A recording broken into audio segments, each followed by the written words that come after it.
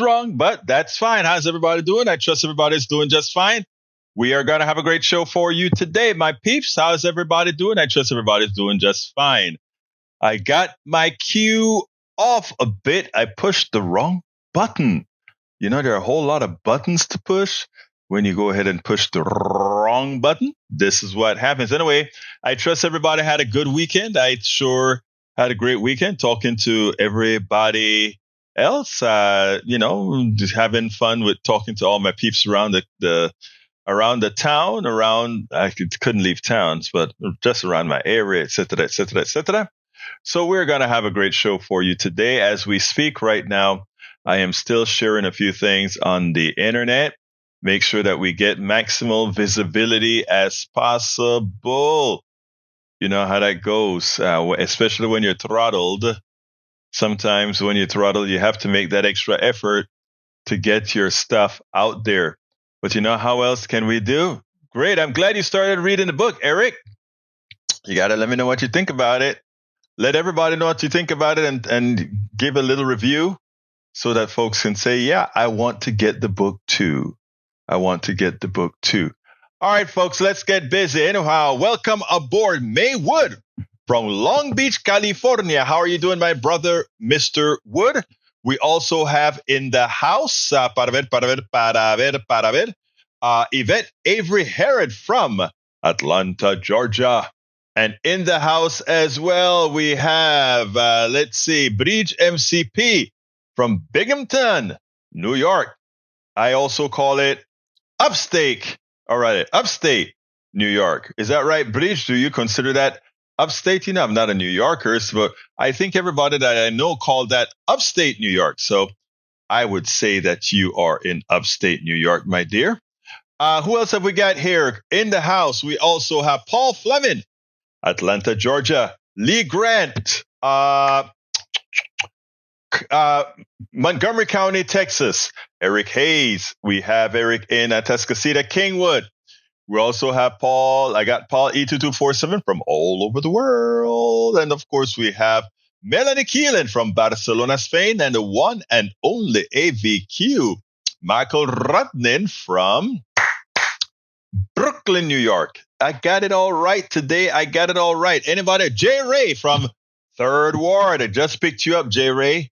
Let's see, who else did I miss? I don't think I missed anybody. As people come in, I'll go ahead and give them their acknowledgement. Anyhow, folks, Brother Rudnin has something here. He says the death toll in the terror attack at Moscow's Crocus City Hall has risen to 137 people, including 3 children. Russia's investigative committee said Sunday as the search operations continue for bodies under the rubble.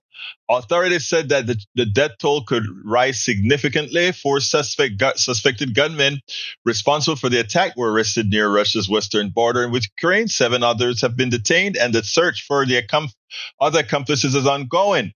Investigators said more than 500 rounds of ammunition and 28 magazines, as well as 2 Kalashnikov's assault rifles were found at the scene. ISIS claimed responsibility for the deadly attack Friday night in which gunmen opened fire.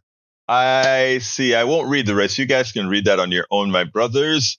All right, what else have we got here? We have from Paul Fleming, a federal judge dismissed ex-owner Elon Musk's lawsuit against a research group that documented an uptick in hate speech on the social media site, saying the organization's reports on the platform formerly known as Twitter were protected by First Amendment.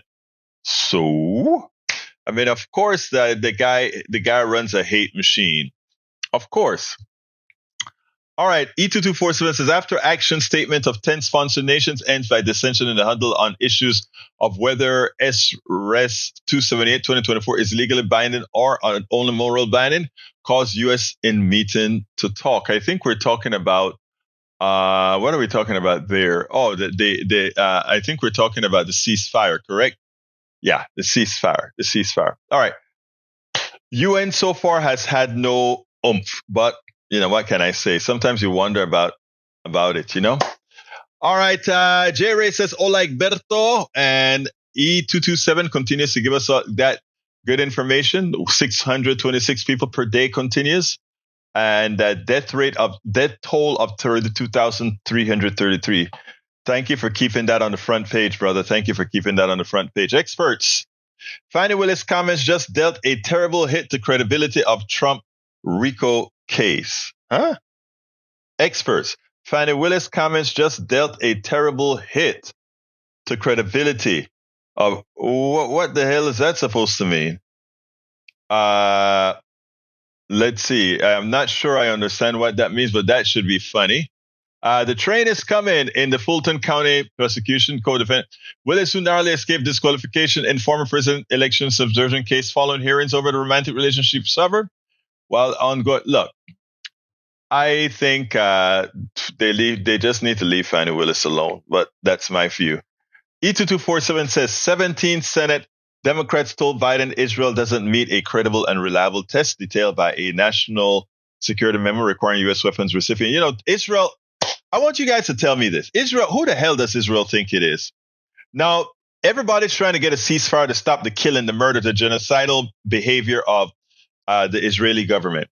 So America tried to do a ceasefire. Russia and China went ahead and denied it. They went ahead and not abstained, but they actually blocked it, vetoed it. Then the body came up with another plan, and the United States didn't go for it. They just abstained, which means the plan goes through. And Israel is mad that the United States went ahead and say, I abstain. I'm not going to block you guys from doing the humane thing. And they're mad, so they're not going to send their people to meet with the Biden administration to go over their military, what they want to do with our bombs in Gaza. So they're going to spite us. Israel is going to spite us. They're going to get upset at us. And they're not going to come here. How dare America vote against, didn't vote against a ceasefire? Who the hell does Netanyahu think he is? We are paying for the bombs. All of you that are listening to me, your taxpayer dollars are going into killing a whole bunch of Palestinians. And this thug named Netanyahu wants to give Biden a short eye for not. I mean, it's ridiculous. It's ridiculous. I say we cut all aid to Israel until Netanyahu is out of office. Cut all support for military action for Israel until Netanyahu is out of office. That is what we need. That is what we need now. J. Ray says, hope everyone had a good weekend. Send in more well wishes to your wife, Linda. Thank you so kindly. I just dropped her off at the doctor's office and Ashley met us there. Ashley's going to bring her back. You know, we have to do this timing right. This is her first checkup after she left the hospital on Thursday. So they're doing a little checkup right now. She's very weak.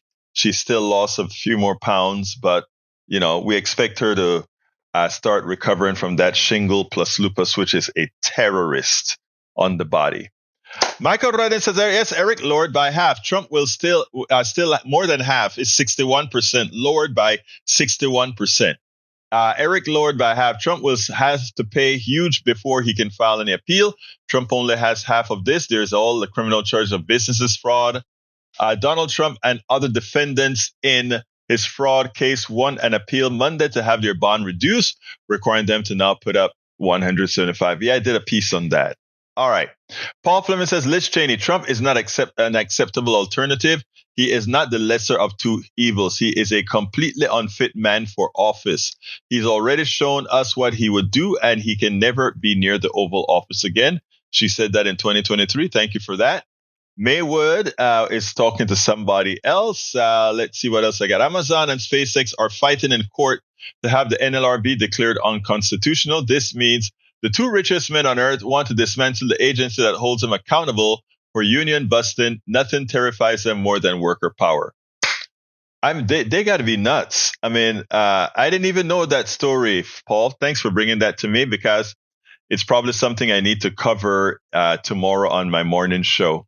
Lee Grant says, how will you get Hamas to respect a ceasefire? Will the ceasefire include Hezbollah? Who is the one doing all of the killings right now, Lee Grant? How many Israelis were killed by Palestinians, whether Hezbollah, Hamas, or any other one? Please name me right now, since October 7th, how many Palestinians killed Israelis? whether in the West Bank or in Gaza. How many Palestinians have killed Israelis since October 7th? You know, one of the things that, this morning I was talking about how indoctrinated we are, right? We are such an indoctrinated nation, right? That we allow people to screw us and tell us the things that our eyes are seeing are not what our eyes are seeing. As brother E2247 points out, 32,000 dead Palestinians, infrastructure destroyed, people living in tents. Who is the aggressor? I mean, and don't say, well, it started on October 7th. It did not start on October 7th, which October 7th was a terrorist attack and wrong. Innocent people died. But who is the aggressor? Please tell me, folks. 32,000 plus Palestinians dead. Gaza decimated. Infrastructure gone. People living in tents, outdoor sewers. Who is the aggressor? Your eyes are not lying to you. All right. Paul Fleming says, former Meet the Press moderator Chuck Todd delivered a stunning rebuke. I have that on video as well. That's one of the things that we're playing today. Travis Dennis says, hey, I have a big regrets of who we get as president in the U.S. when we are going to raise off our butts and real about history and stop lying to our. I don't quite understand what you're saying, but I got you. All right, Michael Rodriguez says, replying to Maywood, found a new favorite video, Magic Craft. Okay, Carl Cox says, Putin knew attack was going to happen, just like Netanyahu on October 7 and Bush on 9/11. Bush didn't know it was going to be 9/11, but he knows something was up. It's all in the papers. But what can I say? Anyway, let's go ahead and get started. But it would help if I go ahead and put the one that I want to get into the system first. As you guys know, Donald Trump got a reprieve, but let me go ahead and get that into the system first. If I can find it, Rich, there we go. All right. But before I do that, I want to remind you of something. Oh, let me read Bridget. She says, Egberto Willis Shirley Anita Chisholm, November 30, 1924 to 2005, was an American politician. I saw the movie last night. The first black woman to be elected to the United States Congress, Chisholm represented New York's 12th district, a district centered in Bedford-Stuyvesant, for 7 terms from 1969 to 83. In 1979, she became the first black candidate for a major party nomination for president of the United States and the first woman to run for the Democratic Party presidential nomination. Throughout her career, she was known for taking a resolute stand against economic, social, and political injustices, as well as being a strong supporter of black civil rights and women's. Her movie is out on Netflix. It was a great movie.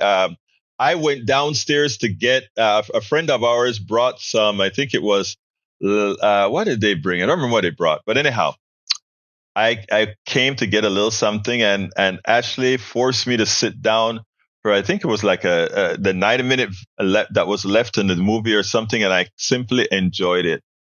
I simply enjoyed it. It was a good movie. Let's see. Paul Fleming says last week the U.S. Senate confirmed Judge Melissa DuBose to the U.S.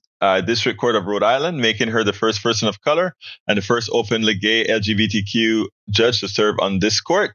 Judge DuBose is also the 100th black woman ever confirmed in a lifetime federal judgeship in the United States, making history on the Women's History Month. Well, he's trying to fulfill his promise. All right. What I'm saying is that when are we going to have the right president to stand up for blacks and rights in the U.S.? And that means right one step out on the streets. People are hurting. We never had the right one stand up. What voted for? I mean, if you listen to Malcolm X's video, he speaks the truth. Okay. Look, we have to vote. We have to tell our people to vote. And not only, it's not about voting only. It's about voting the right people in. All right, let's go with the first video. And the first video has to do with, of course, the bond. So let's go ahead and play that, and then we'll take it on the other side. This morning, our studio engineer, Howard, he said, he was waiting to see what happened to Donald Trump with the bond. And I said, you know what? I don't hold much hope that he's going to have to pay it. And, because, who the wealthy kind of look out for each other. I want to play that, and then we'll take it on the other side. I'm anxiously awaiting the Donald Trump bond thing today. This should be very interesting what happens. I mean, is somebody going to ride in like the cavalry and throw down $454 million to save the Donald? I don't think so. I think he's going to be saved. I'm sorry. The guy is going to be, I think rich people are going to come to the rescue, because as bad as Trump is, what they see in him is they don't want this is my opinion only, folks. I don't think they ever want to see a super rich person that is in the top X% of us to have a problem, because they look in the mirror and say, oh, suppose the masses come for me. We can't set that precedent. That's my thought. And lo and behold,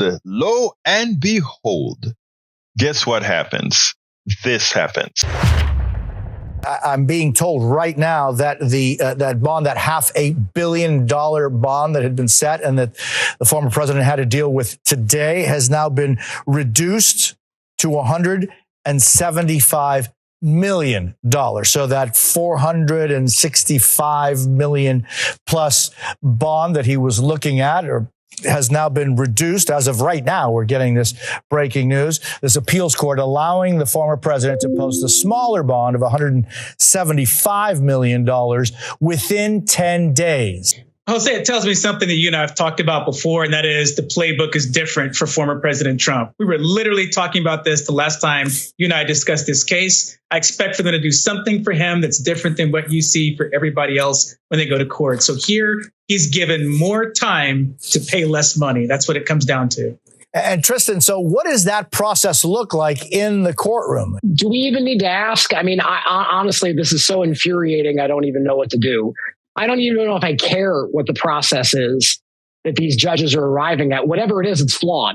I can tell you that much. I mean, David put it well. This is a different process for this person. We have decided that he gets his own private court of justice. He has a private plane. He has private clubs that he lives in. Apparently, he basically fashioned himself his own private militia to try to take over the Capitol. Now he's getting his own private system of justice. This is an absolute travesty. It would not happen for anybody else. Anybody else, it would be like, sorry, buddy, you lost, pay up. For him, he gets his own set of rules. I can't blame David Henderson. I can't blame the other guy that spoke. There are two justice systems in this country.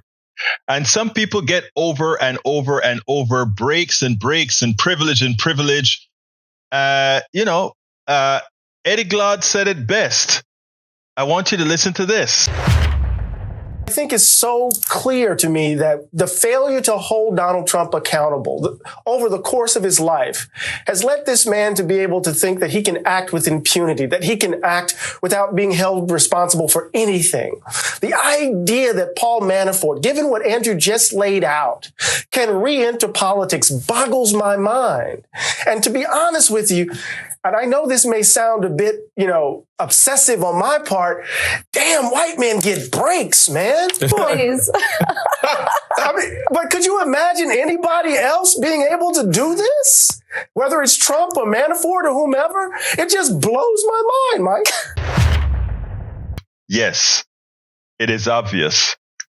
There are two justice systems in this country. One hopes that someday it will be really a blind justice. We spend a lot of time deconstructing the news, trying to parse it into a form that everybody can understand. We try to find those little nitpicks where it flies above the fray, etc. If you really like these videos that we do, I want to ask a big favor. Please go ahead. Number 1, subscribe to our channel. And number 2, please join if you can. Thank you so kindly for watching. Keep watching. Please remember to share. We must populate the entire internet with our progressive message, a message that we know is what most Americans say that they want. So help us, please join. Absolutamente so. I think I'll stand myself corrected, Senor.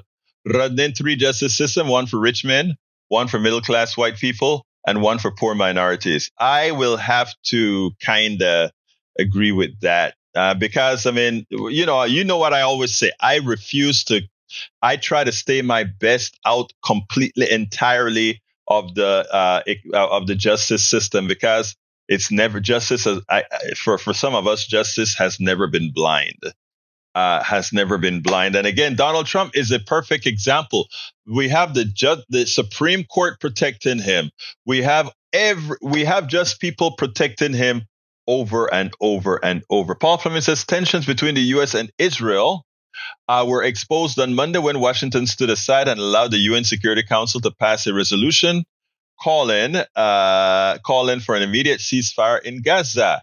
The U.S. decision to abstain on that vote prompted Israel Prime Minister Benjamin Netanyahu to cancel the scheduled visit of the top advisors. I think we spoke about that before. Anyhow, folks, anybody want to give me a call and talk before I go to the second video? 281-823-7747, 281-823-7747. Love to hear your voices. I want to get more calls here on our afternoon program. I mean, in the morning programs, we get a ton of calls. It was interesting because this morning, the subject was so deep and we kept on talking,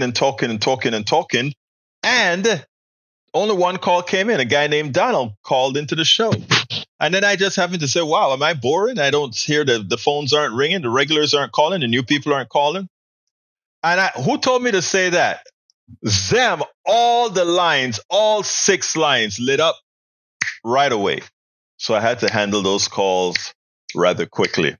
But anyway, let's go ahead to Brother Ray. Thank you for calling in, Ray. How you doing, Ray? Talk to me.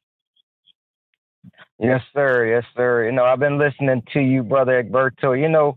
Donald Trump is bleeding money right now. And, the funny thing is, even though his bond was reduced, there's a part of me that still believes that he's salty at the fact that he has to pay anything at all, Oh, yeah.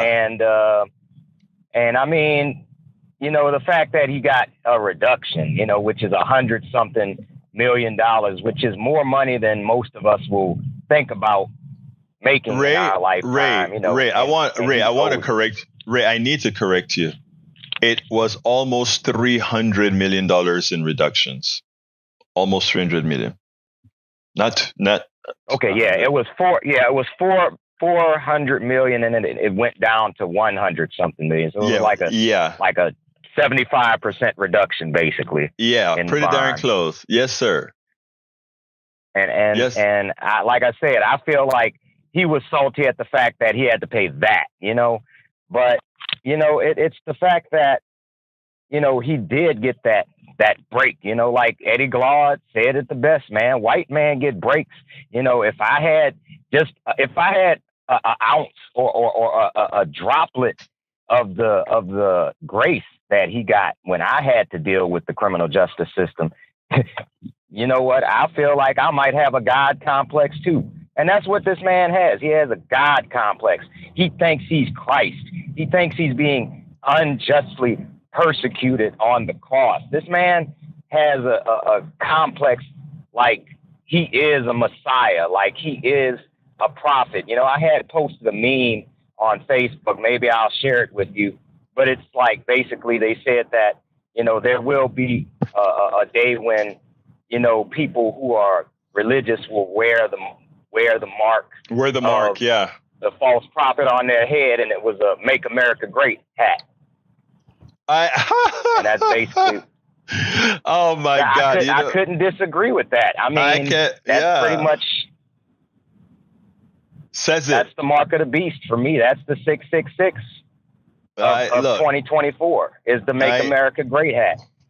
Man, I love that. The MAGA. So it's not going to be 666. It's going to be MAGA. So look in the under the hair pieces of people and see if you see MAGA. That's funny. That is funny, Ray. But yeah. So anything else you want to say, Ray, before we go on to the next video? No, just a leisurely rant. I appreciate it. I appreciated what you said this morning about the tax issue, because I remember we were talking about that the other day.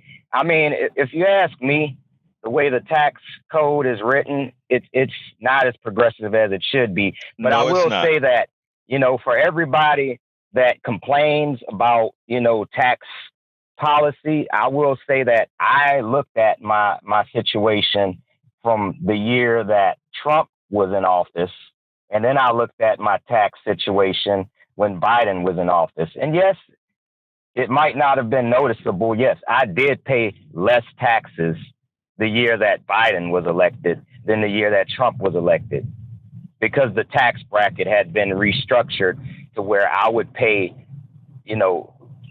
basically I wouldn't have to pay as much taxes on the first bracket, basically, it's what, 10% on the first 10,000 or something like that. Yeah, no. What happened is you get a 25. You get a 25. I think it's a 2,400 deductions thing. So it turns out to be something like what you just said. Yeah.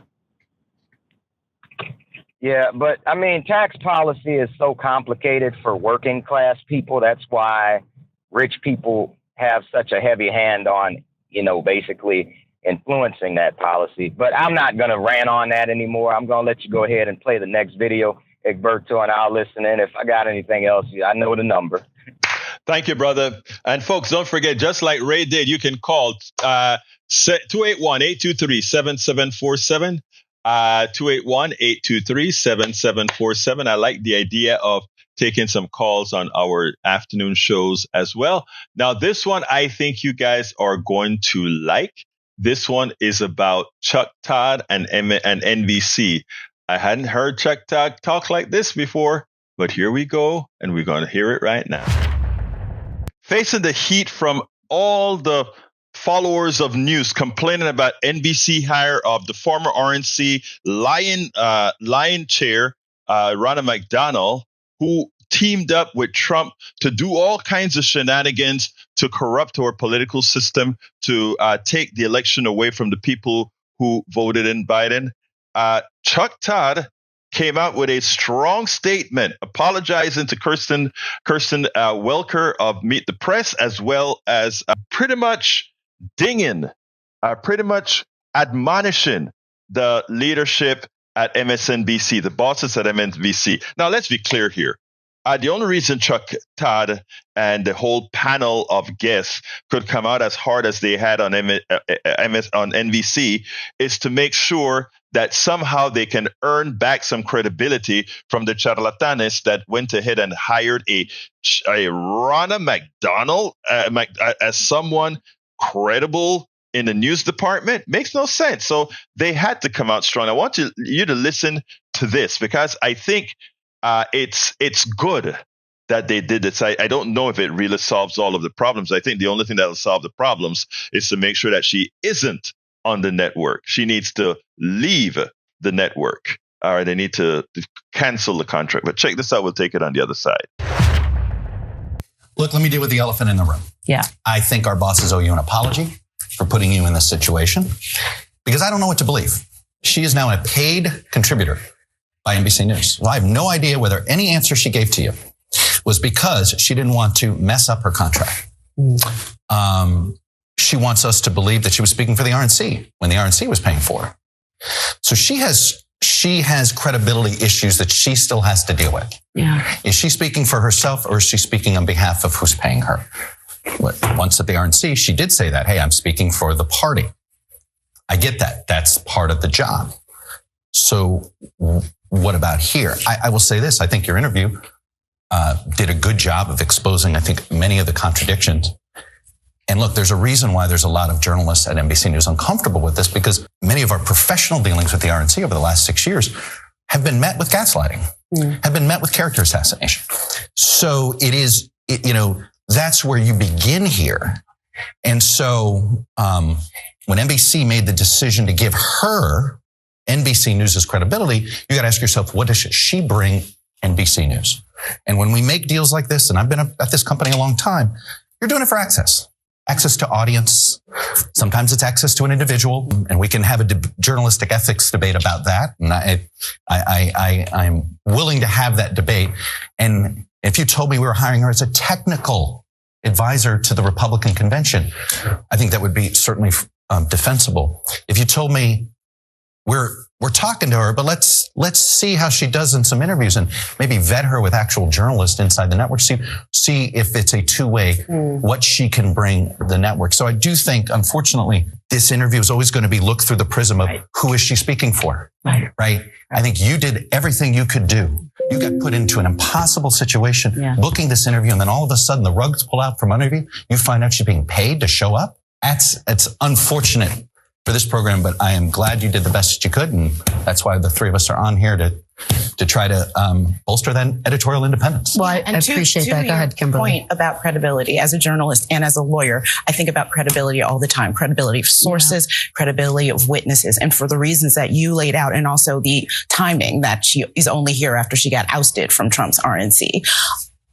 Her credibility is. There have been attempts to book her as RNC chair in this show for years. So her credibility is completely shot. So I have to do what Maya Angelou said. I believe what they do and not what anything that she said today. And in that, I know that she habitually lied. She habitually joined Trump in attacking the press, members of the press, including this network, in a way that put journalists at risk, in danger. And we do know that she carried water for Donald Trump, and we knew that she did participate in efforts to keep votes in Detroit, from my hometown. So I take this both journalistically serious and personal, to keep the votes from mostly Black voters in Detroit from being counted that night. We know that that's what she did. Part of that was that phone call that we were talking to her about. Part of that pressure campaign that Donald Trump now stands accused in the court of law of doing. So that's what I'm believing when it comes to Ronna McDaniel, not anything that she said today, because of those credibility Stephen, where do you fall on this? Yeah, I mean, look, on the one hand, if you've read some of the criticism of NBC that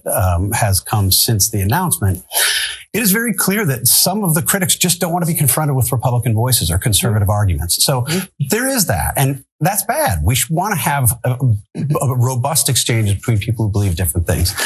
But I agree. I agree with what's been said here. I mean, that's not what Romney McDaniel is doing. That's not what she's been doing. And she has huge credibility problems, not because she's been a partisan spinner on behalf of the Republican Party, but because she not only presided, but drove the QAnonization of the Republican Party during her tenure. And it is the case that when you look at what she did with the fake electors specifically, she wasn't on that phone call because she felt bad about somebody. Donald Trump was on the call. Right. He was telling them, she was saying, we'll get you lawyers, because the entire 6-week period after the November 2020 election was about making the case that the election had been stolen. She did a tremendous disservice to the country by making the argument that led to the erosion of faith. We've got half of the Republicans right now believe the election wasn't fair. And even today, confronted with her past votes, she couldn't give you a straight answer until your fourth or fifth time pressing. Chuck, final 10 seconds. Look, it is important for this network and for always to have a wide aperture. Okay. And covering voters that have disparate beliefs, having ideological diversity on this panel is something I prided myself on. You and I both took plenty of grief when you have ideological and political diversity. I think all of us in mainstream media do a terrible job sometimes of geographic diversity and all this stuff. But I sort of call into question, and sometimes people think they understand the politics of this country when they're sort of in a very, very, very blue city. This is a Washington operative who I don't think is going to bring the network what they think it wants to bring to the network. I understand the motivation, but this execution, I think, was poor.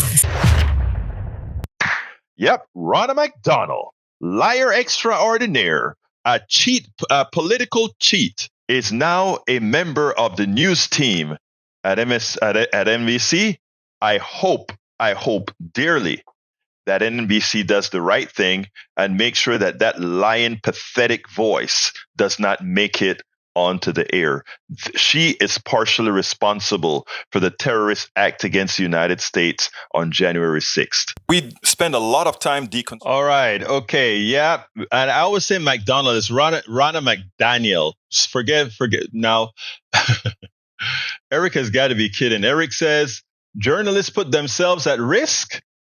Oh, all the time, both in war zones and in researching certain stories that hitmen can get them.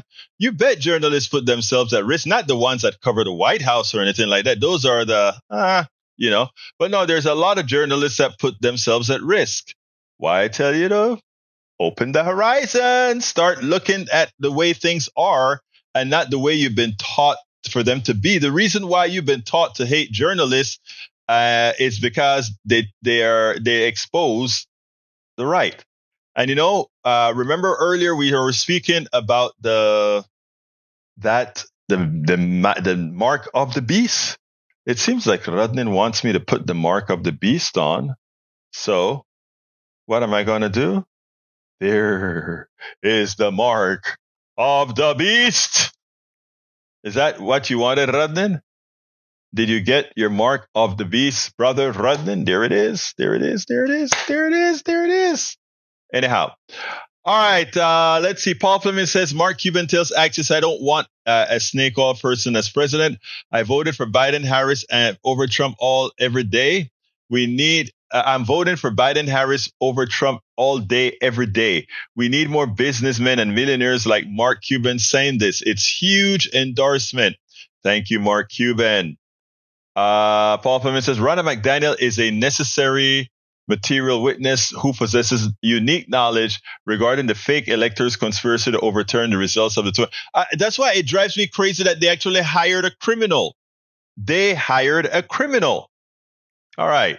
Bridge MCP says, not Fox and Newsmax. They aren't journalists. No, they're jokes. They're blowhard jokes, nothing more.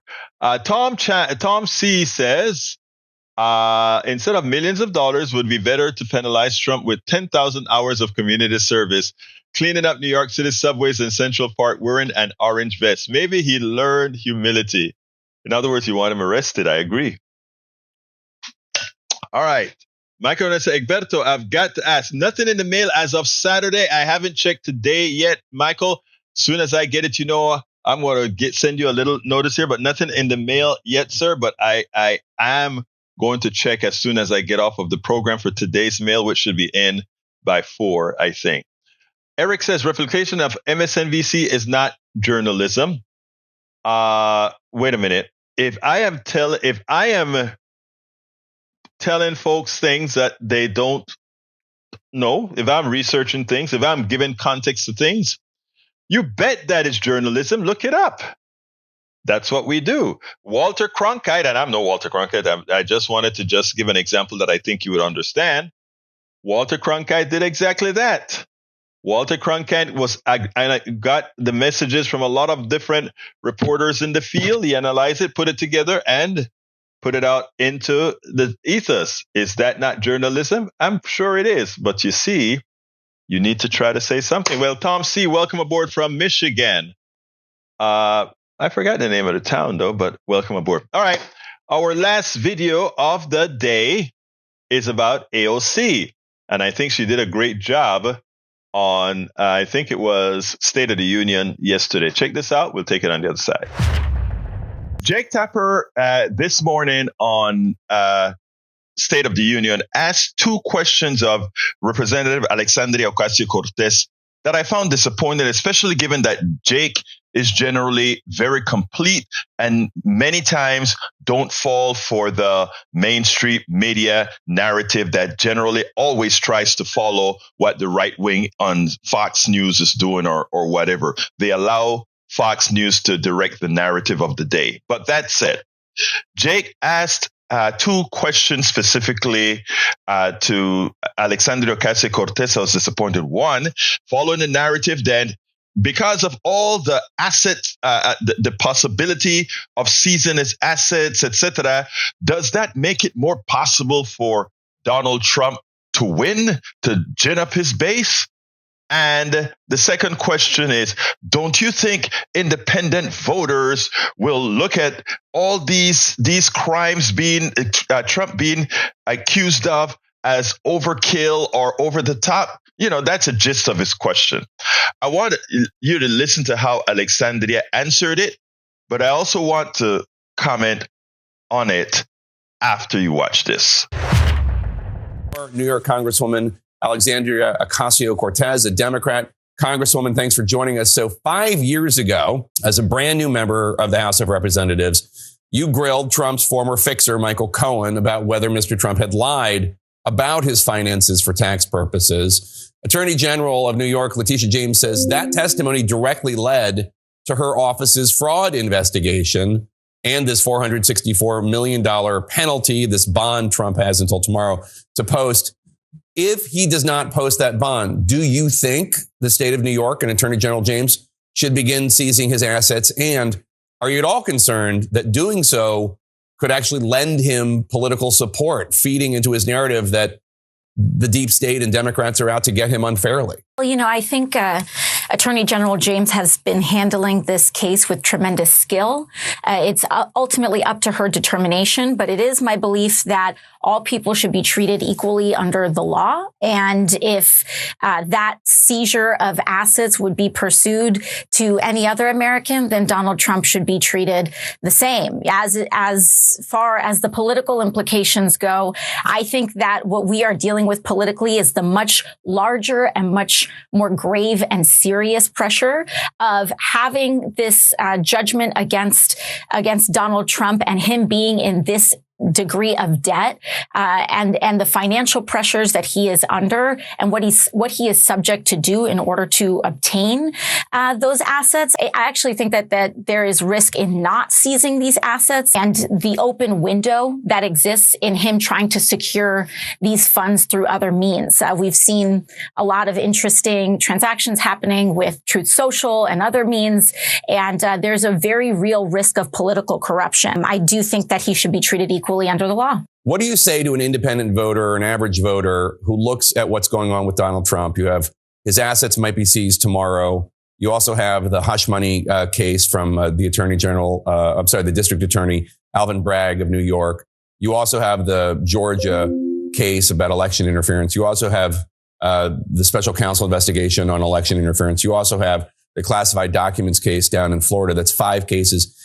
And to a voter, what do you say to a voter who says, well, that doesn't look like he's being treated equally before the law? That looks like somebody that the government is going after. Has there ever been a president, Republican or Democrat, that has been subject to this level of criminal charges, indictments, and investigations? This is not about party. This is not about politics. This is about corruption and criminality.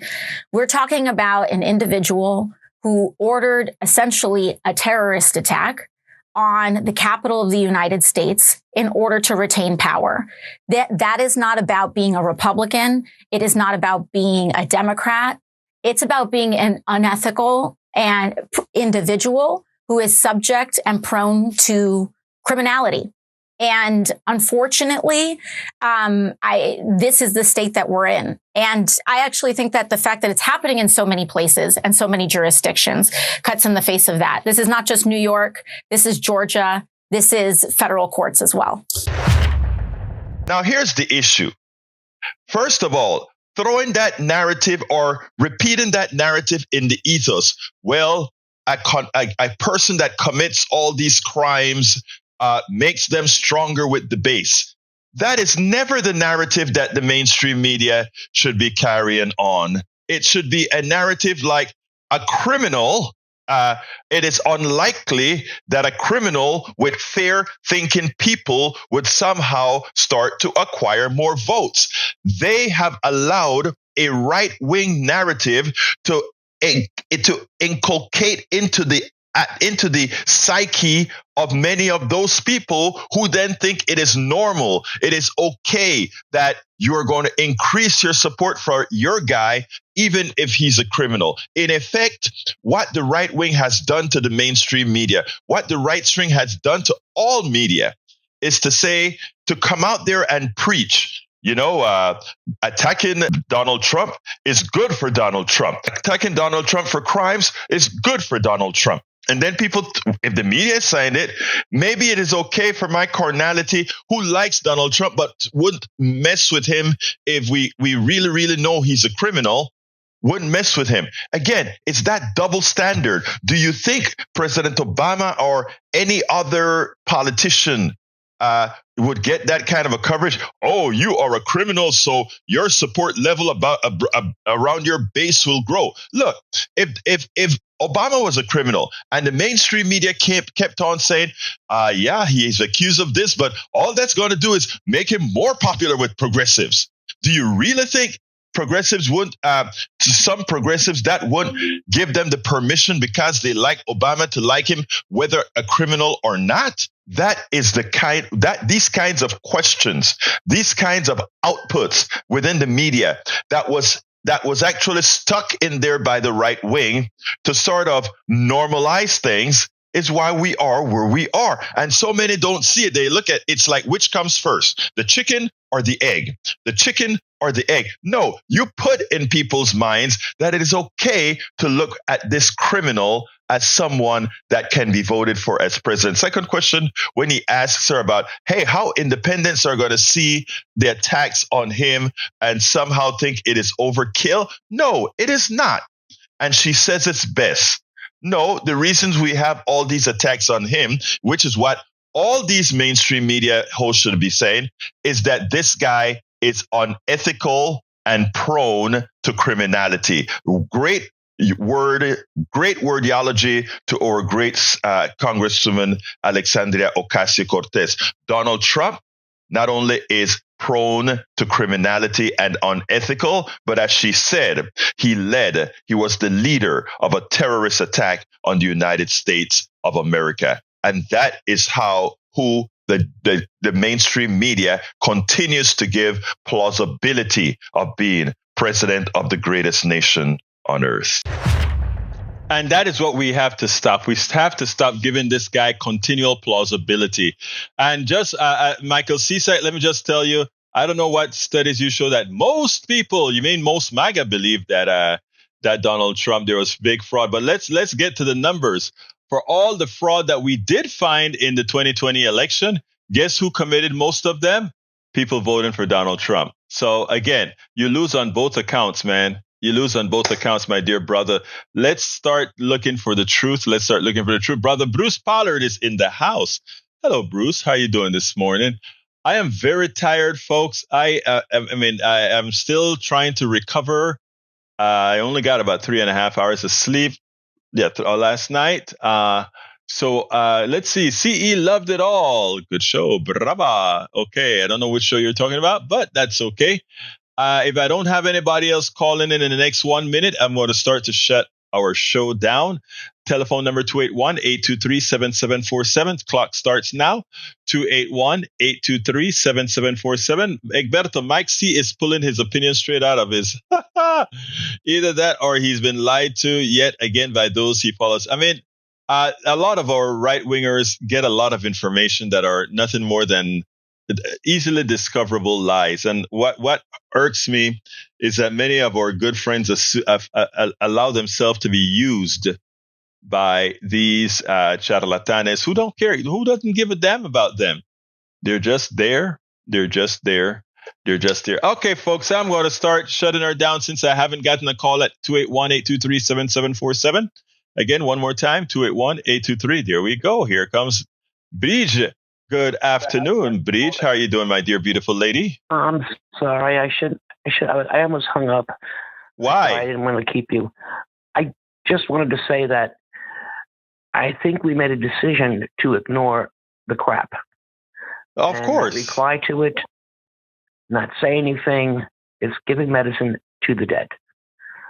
So we really have to stick to that rule. If they say something that's absolutely ridiculous and a full-out lie, don't respond, guys. Ignore them. As hard as it might be, Michael Rudnan, ignore them. That's all I want to say. Thank you, my dear. I know, Michael, beautiful. it's hard to ignore them. I know they're being ridiculous. He's just typing this. I'm just saying, I know it's ridiculous, but just stop. Have a glass of wine. Okay. Vrij, thank you, my dear, beautiful lady, for calling in. And you are correct. I mean, there's a certain amount of ignoring that must be done. You don't give it father dear. Every now and then we must say a response just so that it's in the feed. That's all. But you're absolutely right. All right. But look, thank you so kindly, beautiful, for calling in. You have a good one. Thank you. Bye-bye. You too. All right. Bye. All right, folks. Give us support the program. And how can you support the program? It is so easy to support the program. If you're listening right now, I have an ask for you. I'd like for you to become a paid subscriber of our newsletter. Please become a paid subscriber of our newsletter. And how do you do that? You go to politicsdoneright.com/newsletter. Have a great one, Radin. politicsdoneright.com/newsletter. Click on that and choose the option. It's like getting a cup of coffee for Politics Done Right. I know if you saw us on the street, you'll give a cup of coffee, not a problem. So please consider becoming a paid subscriber of our newsletter. Alternatively, go visit politicsdoneright.com/support. It has all the different forms in which you can support the program. And there are many ways to support the program. We need support. Those of us that are progressive and putting this data out there in a progressive manner, we need support. The right wing has a whole lot of support.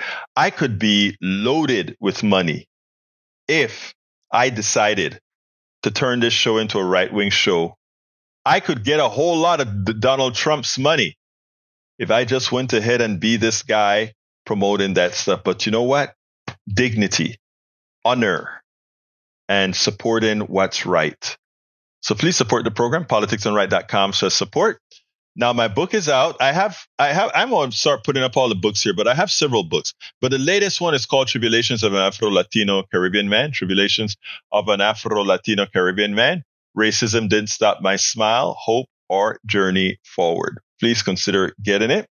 You can go to politicsdoneright.com/books, politicsdoneright.com/books to get the program. And let's see, Egberto, do you or any of the PDR posse have any recommendations for manuals that explain how to use a slide ruler? Oh my God, I haven't used a slide ruler since 1982 or so. I grew up during the projects Mercury, Gemini, Apollo, and want to learn how to use it. I had one, and I think I threw it away the last move that we had. It was a nice one made of aluminum. But anyway, so Carl Cox, anybody in the posse, if you have one, contact Carl Cox. Please support the program by going as well to politicsdoneright.com/books. But anyhow, I would love to get more subscribers to the newsletter. We are behind. So please, I'm going to put that link one more time in there, politicsdoneright.com/newsletter, politicsdoneright.com/newsletter. Please subscribe, become a paid subscriber, and you'll be able to read all our books online. My name is Egberto Willies. This is Politics Done Right, and you guys know how I end this program. I am out. We spend a lot of time deconstructing the news, trying to parse it into a form that everybody can understand. We try to find those little nitpicks where it flies above the fray, etc. If you really like these videos that we do, I want to ask a big favor. Please go ahead. Number one, subscribe to our channel. And number two, please join if you can. Thank you so kindly for watching. Keep watching. Please remember to share. We must populate the entire internet with our progressive message, a message that we know is what most Americans say that they want.